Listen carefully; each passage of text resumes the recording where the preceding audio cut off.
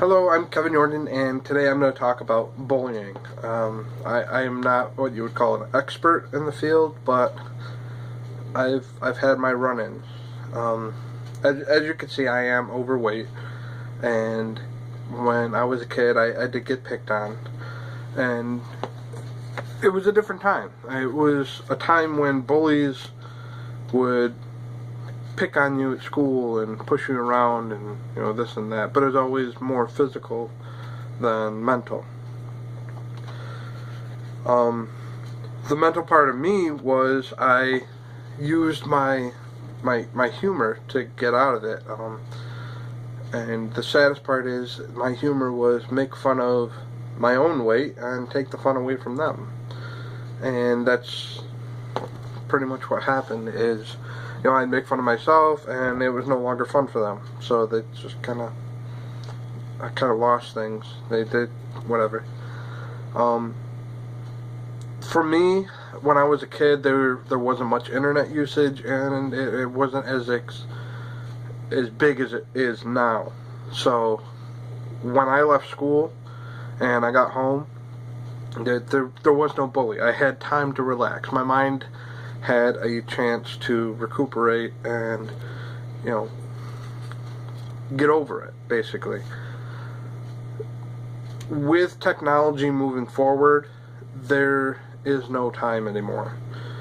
These kids and teens nowadays are in a situation where they cannot free themselves from this problem. So what I'm going to talk about is cyberbullying. Now, what is cyberbullying? Cyberbullying is bullying that takes place using electronic devices or electronic technology. The devices include like cell phones, computers, gaming platforms, tablets, anything you can get on social media or text messaging, chats, or websites, something like that. Now,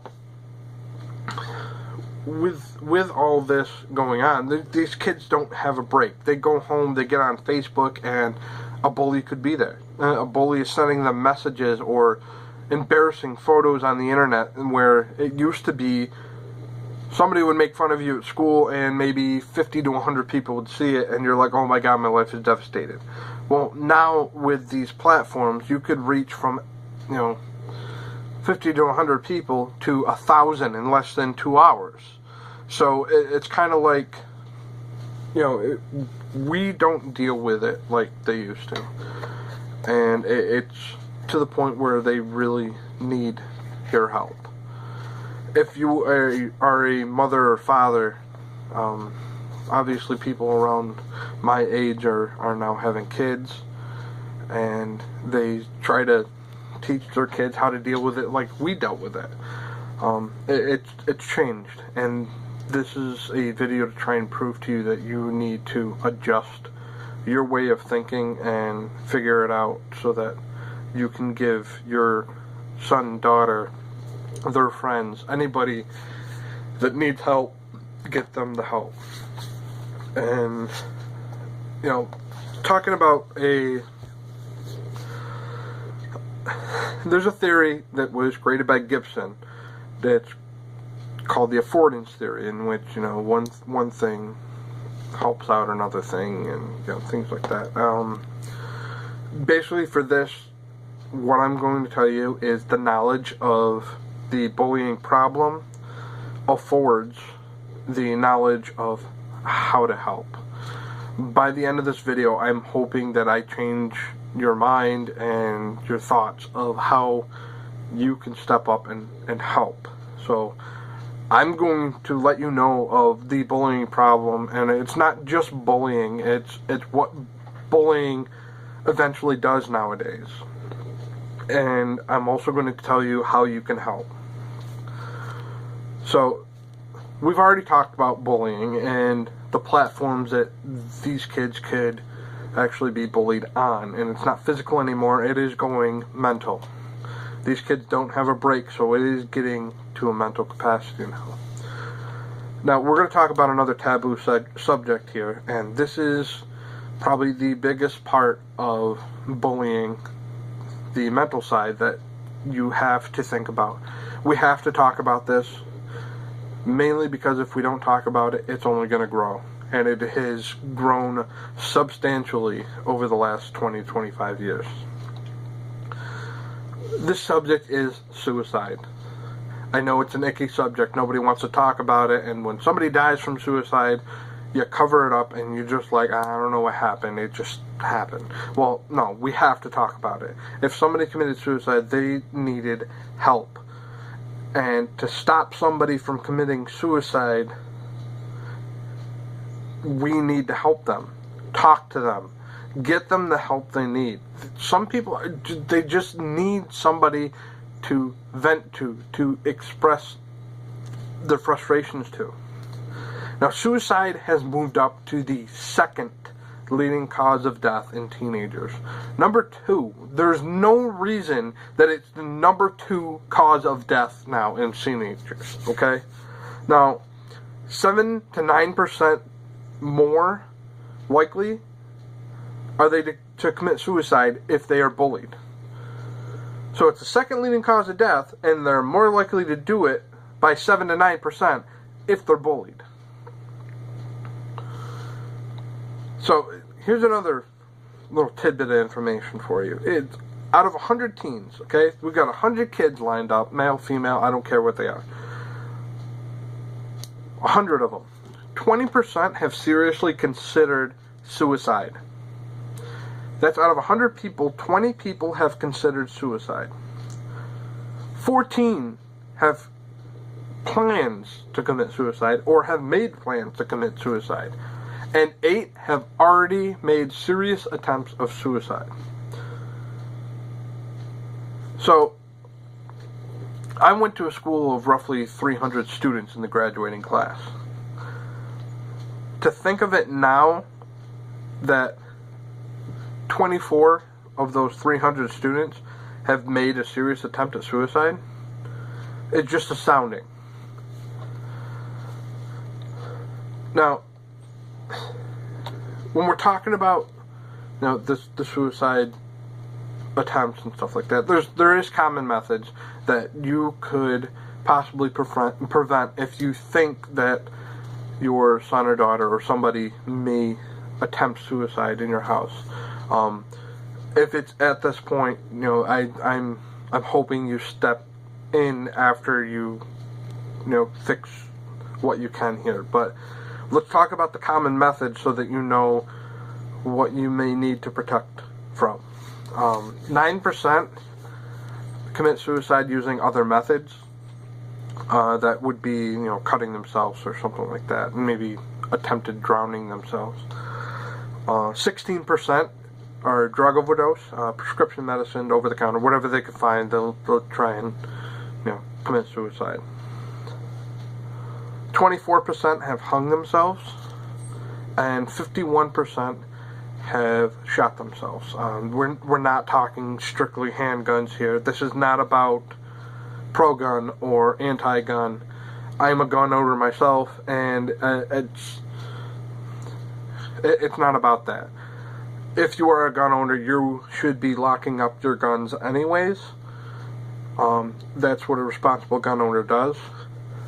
But if you are in a home that you believe that your child may attempt suicide, it is a really important situation to make sure that you do lock up these guns and make sure that they do not know how to get to these guns.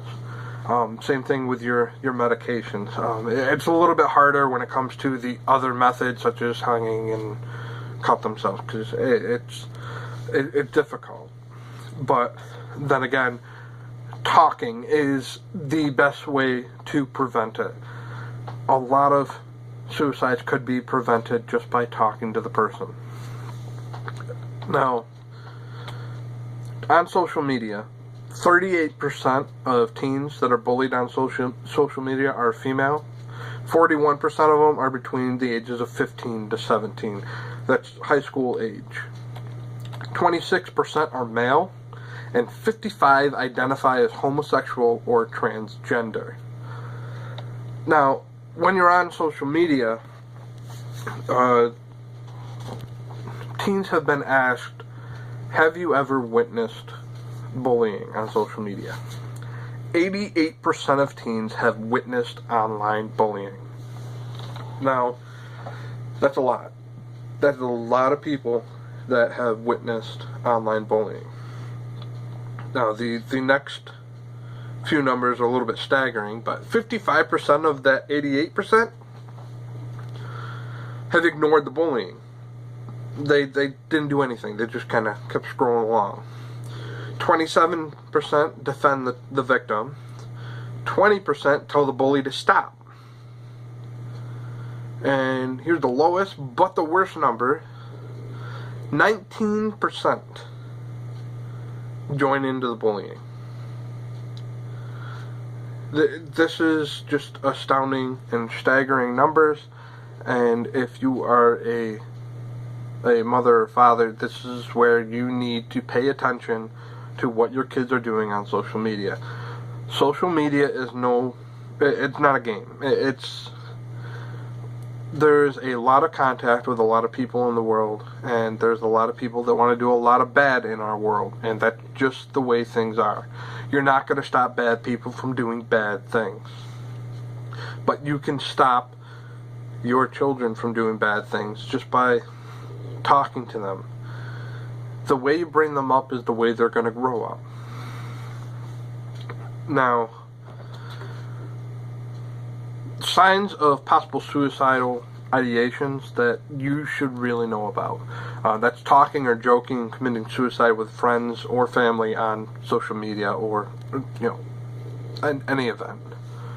Writing poems about death, dying, or suicide. Engaging in reckless behavior that results in accidents or giving away their prized possessions. Talking about ways to kill themselves using pills or weapons. They're having trouble sleeping. Maybe they were an outgoing person that has now withdrawn from family and friends.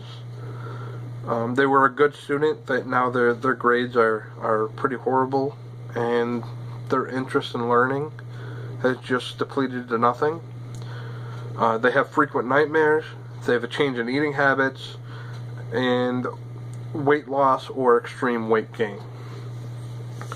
Now, it's funny, but it's not funny. But it's easy to kind of spot some of this stuff now. As if you go on social media, a lot of kids post this kind of stuff. How they're feeling and things like that on social media. And that's why it is good to pay attention to your kids' online habits. And it doesn't have to be, stalking your kid or being overprotective. It's just about being a loving parent and caring about your kids' situations. I mean, they are growing up in a time that is very difficult. There's a lot of technology that's growing with them. My generation we grew up in the split. We went from, some awesome technology, which we thought, which was like Nintendo and Sega Genesis and stuff like that. And it almost seemed like immediately we hit the 21st century hard, and we are growing in the technology that we're being bombarded with now. So I'm hoping that this video helped you a little bit with some of the information. Again, the website that I had used to get a lot of this information is stopbullying.gov. Please check out that website if you want to find more information. There's a lot of things that can help talking to people that might be bullied or have suicidal ideations. Both of those, they go hand in hand. And a lot of people don't want to talk about that, but they do go hand in hand, and we just need to work together on it. If you're somebody watching who has had suicidal ideations, if you need help, call someone. Reach out to somebody. just let them know you're there, and that you're having some difficulties. There's always somebody who's willing to listen. If you don't feel that there is anybody that's close to you that's willing to listen, please call the suicide hotline. It's 1-800-273-8255. 1-800-273-8255. When you call that number, somebody's going to be there to help you. So, let's just pay attention to what's going on around us. I know with a lot of technology nowadays, it's really easy to be caught up and miss a lot of things. This whole video is actually being shot on my cell phone, so that's really amazing for technology nowadays. But I mean, that's another thing of you're always connected.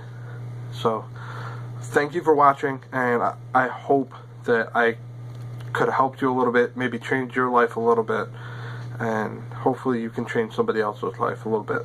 So take care.